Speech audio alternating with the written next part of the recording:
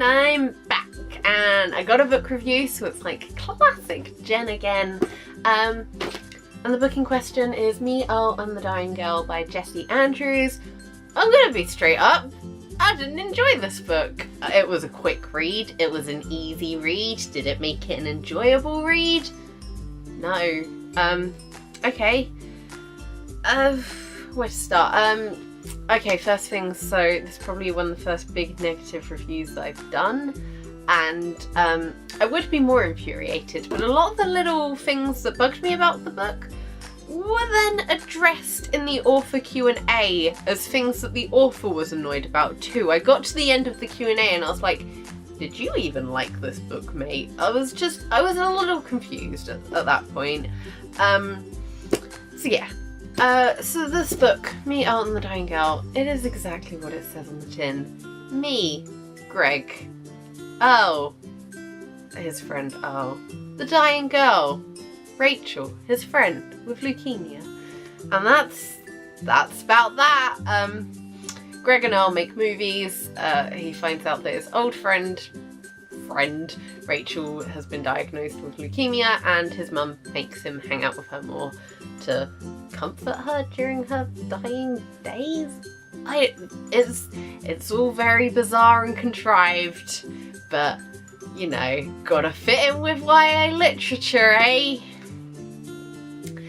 Okay, right, let's get into my gripes about this book. First of all, Greg and Earl are stupid names for teenagers. Like, how many teenagers have you met recently called Greg and or Earl? Like, there probably are teenagers out there called Greg and Earl, but they're not the names that you're gonna use to, like, the point of Greg, at some point, somewhere, I gathered the point of Greg was to sum up, like, teenage boys nowadays. So if you're going to use a name to sum up teenage boys, don't use Greg. Like, it's not the most common teenage boy name, but that's not my biggest gripe, but I did want to go into that a little bit. Anyway, Greg is a jerk. There's no soft or awkward way around it. Greg is a jerk. Greg is also a little bit sexist. There is a whole chapter quite near the beginning of the book about everything wrong with Greg's exes. Because the problem clearly isn't Greg and his backwards attitudes towards the women. It's them, and them turning him down because he only talked about their boobs. Fun times. Yeah, I didn't like Greg. And there's probably people out there that do like Greg as a character. I think he's an interesting character. No, I don't think he's an interesting character. That's a lie. But for me to like a book, I do actually have to think that the protagonist, especially in a book like this where the protagonist is telling the story like the first person, I do have to think they're a good character. Like, not necessarily like them, because you can have a dislikable good character, but you can also have dislikable bad characters. And Greg is in that section of the Venn diagram. And anyone who has ever had to witness me talk about a kite runner, shout out to my English class, will know how much a annoying protagonist will annoy me. So there we go. Greg kind of stopped me from truly being able to ever like this book, so sorry, Greg. My next thing, Rachel. Let's list the things we know about Rachel. Rachel is a girl. Rachel has leukemia. Rachel used to have a crush on Greg.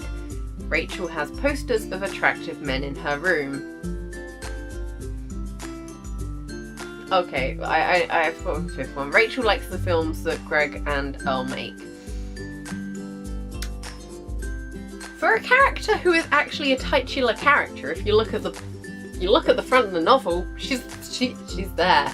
And the dying girl. I know 5 things about Rachel. I don't even think it's just the fact we don't get to know her that annoys me. It's the fact that she's not even developed. She's just there as a plot point. A major plot point at that, but I'd like to get to know her as a character a bit. And I get that the point we don't know Rachel is because Greg is this useless teenage boy, But we've been through my issues with Greg. And then it feeds into the issues with Rachel.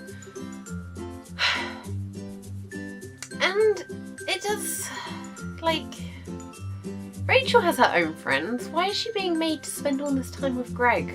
Greg was a jerk to her in the past. Like,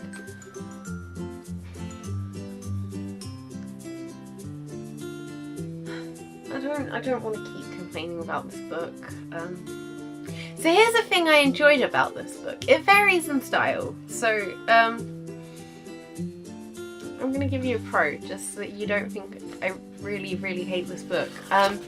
So you get sections that are in like normal prose like this, like you'd expect to find in a book, and then you get sections that are in script, which I think is pretty cool because not only does it like do a little like variation of style, but Greg and Earl make films, so this is probably the style that Greg and Earl are most used to writing in, so it makes sense for Greg to switch into the script form from time to time. And then you also get points that are literally just bullet pointed, but I can't find one right now. But I did like the variation in style, not only because it made it interesting, as much as this book could be interesting, but it also made sense with Greg because Greg didn't want to be writing this book. Why is Greg writing? Oh, his therapist made him write the book, I think. Is that what happened? I don't know, but Greg's writing this book for whatever reason. Greg's writing this book, not through choice. So it made sense for him. Oh, it's to apply to university. Greg's writing this book to apply to university. So it kind of made sense to him for him to switch up the styles because Greg doesn't want to be writing this book. So to have it all in prose would again be like nonsense. Like a lot of the things that so if you've read Me, Earl and the Dying Girl, Me, Earl and the Dying Girl, let me know what you thought of it in the comments below. Give this video a thumbs up if you've enjoyed it. Check out my social network links, they'll be in the description as usual. Share this video with your friends so everyone can see it, and most importantly, if you want to see more videos like this, remember to subscribe. And just as a side note, because I'm going to be mentioning it in a lot of videos at the moment, if you've not listened to Disney Cabaret yet and you are a Disney fan, go check it out. A lot of work goes into that, so it'd be cool if you went and checked that out. Okay, see you next time. Bye!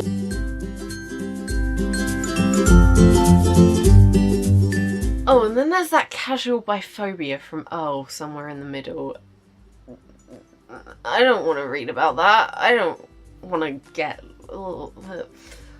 And that wasn't even addressed in the author notes. It's not one of the things that I could be like, okay, but you didn't really mean it. That was just some casual biphobia in the middle.